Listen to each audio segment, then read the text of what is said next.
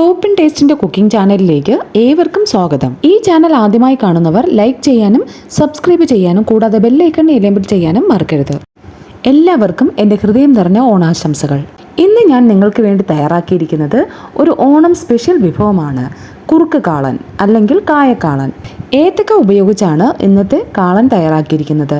വളരെ ടേസ്റ്റി ആയിട്ടുള്ളതും ചോറിനോടൊപ്പം ചേർത്ത് കഴിക്കാവുന്ന ഒരു ഐറ്റമാണിത്. ഈ കാളൻ എങ്ങനെ ഉണ്ടാക്കുന്നുവെന്ന് നമുക്ക് നോക്കാം. ഇത് തയ്യാറാക്കാനായി ഏത്തക്ക 2 എടുത്തിട്ടുണ്ട്.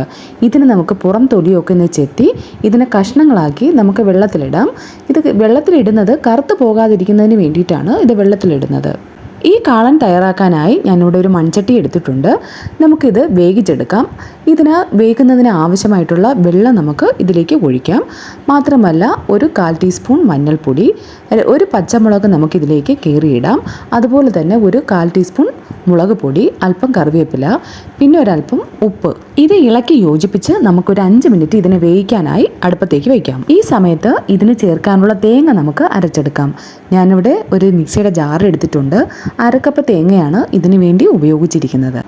ഇതിലേക്ക് നമുക്ക് 2 കഷ്ണം വെളുത്തുള്ളി ഇടാം. 4 ചെറിയ ഉള്ളി ചേർത്ത് കൊടുക്കാം. ഒരു പച്ചമുളക് ഇടാം.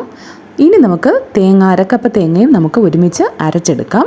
ഇതിലേക്ക് ഞാൻ 1 സ്പൂൺ ജീരകപ്പൊടി ചേർക്കുന്നുണ്ട്. അതോടൊപ്പം തന്നെ നമുക്കൊരു 1/4 ടീസ്പൂൺ മഞ്ഞൾപ്പൊടിയും ചേർക്കാം. ഞാൻ കായ വേവിക്കുന്ന സമയത്ത് 1/4 ടീസ്പൂൺ മഞ്ഞൾപ്പൊടി ഇട്ടിട്ടുണ്ടായിരുന്നു. ഇതിനെ നമുക്ക് നല്ലതുപോലെ അരച്ചെടുക്കണം. ഏകദേശം 2 മിനിറ്റ് കഴിഞ്ഞ് നമുക്ക് വേവിക്കാനായി വെച്ചിരുന്ന കായ നമുക്കൊന്ന് തുറന്ന് നോക്കാം. ഒന്ന് ഇളക്കി കൊടുക്കണം. കാരണം മൺചട്ടി ആയതുകൊണ്ട് ചിലപ്പോൾ ഇടയ്ക്ക് പറ്റി പിടിക്കാനുള്ള സാധ്യതയുണ്ട്. അത് മാത്രമല്ല ഇനിയുള്ള സമയത്ത് തീ ഒരു മീഡിയം ഫ്ലെയിമിലിട്ട് നമുക്ക് വേവിച്ചെടുത്താൽ മതിയാകും. കായ നമുക്ക് പെട്ടെന്ന് തന്നെ ഇത് വെന്ത് കിട്ടുന്നതാണ്. ഇനി ഒരു 5 മിനിറ്റിന് ശേഷം വീണ്ടും ഞാൻ തുറന്ന് നോക്കി. കായ നല്ലതുപോലെ വെന്തിട്ടുണ്ട്. വെള്ളമൊക്കെ നല്ലതുപോലെ വറ്റിയിട്ടുണ്ട്. ഇനി അരച്ച് വെച്ചതായ തേങ്ങ നമുക്കിതിലേക്ക് ഒന്ന് ചേർത്ത് കൊടുക്കാം. ഈ തേങ്ങ ചേർത്ത് നമ്മളൊന്ന് കുറുക്കിയാണ് ഇതിനെ എടുക്കുന്നത്. അല്പം വെള്ളം ഒഴിച്ച് നമുക്കിതിനെ നല്ലതുപോലെ ഒന്ന് ഇളക്കി കൊടുക്കാം. കായ ഉടഞ്ഞു പോകാതെ തന്നെ സൂക്ഷിക്കണം. ഇനി നമുക്ക് ആവശ്യത്തിന് വെള്ളം ഒഴിച്ചാൽ മതിയാകും. അധികം വെള്ളം ചേർക്കാതെ നല്ലതുപോലെ ഒന്ന് കുറുക്കിയെടുക്കാം. ഇനി നമുക്ക് തൈര് ചേർക്കാനുണ്ട്. ഇനി ഈ തേങ്ങയുടെ പച്ചമണം മാറുന്നത് വരെ നമ്മൾ നല്ലതുപോലെ ഒന്ന് ഇളക്കി കൊടുക്കണം. തീ ഒരു മീഡിയം ഫ്ലെയിമിൽ ഇട്ടാൽ മതി. ഇത് ചെറുതായി ഒന്ന് തിളച്ച് വന്നിട്ടുണ്ട്. ഒരുപാട് തിളയ്ക്കാൻ അനുവദിക്കരുത്. ഇത് പിരിഞ്ഞു പോകാൻ സാധ്യതയുണ്ട്. നമുക്ക് ഈ സമയത്ത് തന്നെ തേങ്ങയുടെ പച്ചമണം മാറുന്നത് വരെ നമ്മൾ മീഡിയം ഫ്ലെയിമിലിട്ട് ഇതിനെ നല്ലതുപോലെ ഇളക്കിക്കൊണ്ടേയിരിക്കണം. ഇപ്പോൾ നല്ലതുപോലെ ആവി വന്നിട്ടുണ്ട്. ഇനി നമുക്ക് ഇതിലേക്ക് തൈര് ചേർക്കാനുണ്ട്. ഞാനൊരു പുളിയുള്ള തൈരാണ്, 1/2 കപ്പ് തൈരാണ് ഇതിന് വേണ്ടി എടുത്തിട്ടുള്ളത്. ഈ സമയത്ത് ഉപ്പ് നോക്കണം. ഉപ്പ് കൂടെ ചേർത്തതിന് ശേഷം നമുക്കിതിലേക്ക് തൈര് ചേർത്ത് കൊടുക്കാം. തൈര് 1/2 കപ്പ് തൈരാണിത്. ഇത്തിരി പുളിയുള്ളതാണ്. നമുക്കിത് ചേർത്ത് നല്ലതുപോലെ വീണ്ടും ഒന്ന് നമുക്ക് ഇതിനെ ഇളക്കി കൊടുക്കാം. തൈര് ചേർത്തതിന് ശേഷം തീ ഒരു ലോ ഫ്ലെയിമിൽ ഇട്ട് വേണം ഇതിനെ നമ്മൾ ഇളക്കി കൊടുക്കാൻ. ഇത് തിളയ്ക്കാൻ പാടില്ല. കണ്ടിന്യൂസ് ആയിട്ട് നമുക്ക് ഇളക്കി കൊടുക്കാം. നല്ലൊരു ആവി വരുന്ന സമയം വരെ നമുക്കിതിനെ ഇളക്കി കൊടുക്കാം. തീ ഒരു ലോ ഫ്ലെയിമിൽ മതി.